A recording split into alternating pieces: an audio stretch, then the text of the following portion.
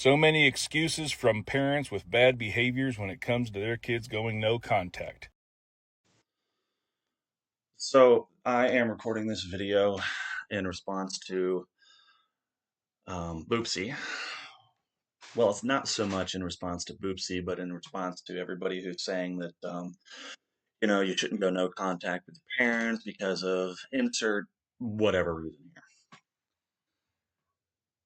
Not all blood is family, and not all family is blood. We're not born to our families. We're born to our relatives. We choose our families, and they define who we are. I am no contact with my biological mother and my biological sister.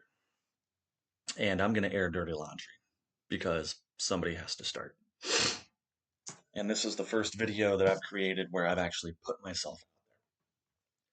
So, my biological mother raised me my whole life that lying was wrong. She lied about how my name is spelled. She lied about music because she raised me that I was supposed to listen to the lyrics because the words tell a story. And then when she found out I had Pantera, Vulgar Display of Power, she basically threw a temper tantrum. And then when I recited the words to the song Hollow, which I could do right now, but copyrighted or not, she said that's not the point. Well, then if that's not the point, what is the point? You told me to pay attention to the lyrics, and I do, and that's not the point. I was 18. She said that when I paid for my haircut, I could get a cut however I wanted. So I let it grow out. She allowed that. And then I paid somebody to put cornrows and dreads in. Then I had to take it out because, I'm not allowed to do that while I'm living under her roof. My wedding. She gave a BS reason, and the reason that she gave was, oh, we're not allowed to request the day off until 3 days before the day off that we want off, and even then, there's no guarantee we're going to get it. You smell that? Smells like bullshit. So I gave her the benefit of the doubt. Miraculously, she was able to babysit her grandsons, my biological sister's kids, because they weren't at the wedding. That's a whole other conversation. And then I confronted her about it like a week later, and she said, well, if you really wanted me to see you get married, you would have invited me to the civil ceremony, not the public one. I have two weddings. The civil ceremony, which is in March, and the public ceremony, which is in September. Now, the reason for the civil ceremony is because my mother in law was diagnosed with COPD, with chronic bronchitis, and lung cancer, and she was not going to be much longer for this world. There was no grand proposal. I just asked my now wife and girlfriend, want to go get married? Sure. We made an appointment with the mayor. It was myself, my wife, and our daughter, and the mayor. And then she went to work that day. Um, so there's many other. The only other one that I can recall is, because I do have memory issues, is my lineage. Allegedly, I was 50% Irish, 50% Scottish growing up. And then come to find out, I have a lot more. I'm a Heinz 57. My cousin, who was a scholar, did the genealogy test online, and he got as far back as I think the 1600s. And yeah, I have ancestors from France. That's nice. My biological sister. Now, I had trouble with telling the truth growing up, and I never knew why. I lied about everything, stupid shit. As adults, my biological sister admitted that when we were kids, um, she would think of things to do that we were not allowed to go rat me out or convince me to do them, then go rat me out. And then when confronted, I would say, and this is all coming from her, by the way. And when confronted, I would say, she told me to. And she would say, I didn't. So I would tell the truth. She would lie. She was believed. And it happened a lot. Now, for those of you, well, why didn't you stop? Because I was a stupid little kid who looked up to his big sister and wanted to make her happy. So, why she did that, I don't know. But I had trouble with telling the truth for a very long time. The thing is I would never have known if she wouldn't have admitted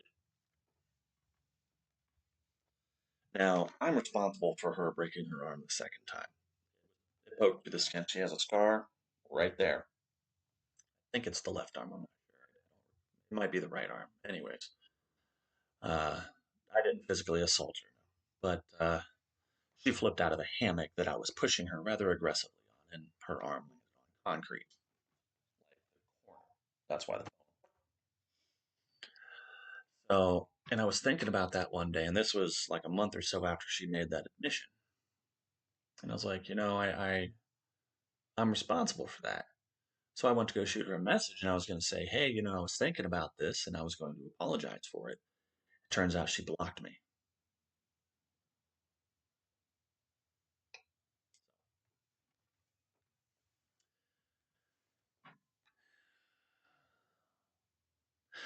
I have a feeling that the reason why I started lying was because of that situation there. Not the arm, but the other one. Because since my young developing brain was being told, tell the truth, you won't get in trouble. Lie, you'll get in trouble. I was telling the truth and getting in trouble. She was lying and getting away with it. So my brain was probably like, I'm just going to start lying. And then it just kept going. Now, I hold her accountable for that. She refuses, at least I'm assuming she blocked me and I don't talk to her anymore. And I won't. And I've told my children about that. I've told my children about both of them. And I've asked them, is that the type of person you want in your life? And they've all said no. So my biological mother has only ever met one child I have with my wife when she was a baby. I've given her chances every time to admit to her hypocrisy, and she refuses to acknowledge or admit it. I'm not a medical professional, but narcissists generally don't tend to admit they're wrong. And with my biological sister, she will likely never acknowledge it, or I asked Jesus for forgiveness. Oh, that's nice. Jesus is going to go back and change the past? So, I am no contact with them. I am also no contact with my eldest child. However, that can be a topic for another video. So I would say I'm no contact with my dad, and I wouldn't be lying because he's dead. There's allegations of physical abuse. There's only one incident that I recall, but that might be because of my memory issues. However, if my sister was the cause of me lying and my father's anger, and if the physical abuse true was because of my constant lying,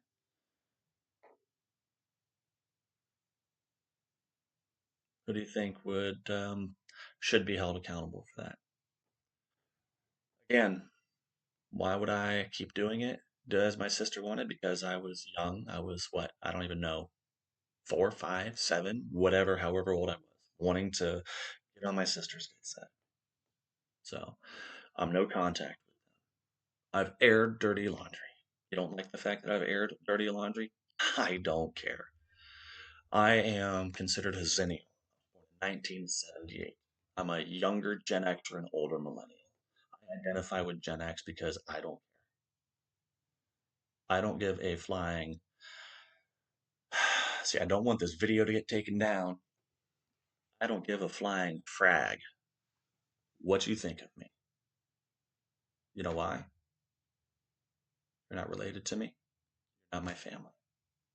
I have found family. I have a brother in Arkansas and a sister in Arizona. Their opinions matter to me, not yours. But for those of you who say you shouldn't go no contact because family is important, I go back to what I said before. Not all blood is family. Not all family is blood. So, for any of you who have gone no contact, you don't have to explain yourself to anybody. You don't have to validate your reasoning to anybody. If you are no contact with if you are an adult and you are no contact with your parents or even your child for that matter, and there's a valid reason for it, you don't need to explain yourself to anybody. So it's not that kids are spoiled, it's that parents are assholes. I'm falling into some of my dad's habits that I'm trying not to. Limit my screen time after the kids are in bed. I don't try to limit my video games where they're after they're in bed. Because I remember trying to spend time with my dad, and he was always down on the Amiga 500 or the Commodore 64. You want to watch TV? Or you want to play a game? Yeah, busy later. So, if he were alive, I'd probably be no contact with him too. So, no contact does not mean that you're punishing the other person. When you go no contact, you are freeing yourself from the shackles of the narcissistic people who are trying to keep you under their control. When they no longer control the narrative, they no longer control you. So I'm going to end this because I'm going on 12 minutes and I just wanted to make this a shorter video, but unfortunately, sometimes you have to go into greater detail. So, if you're going no contact, then go no contact. And you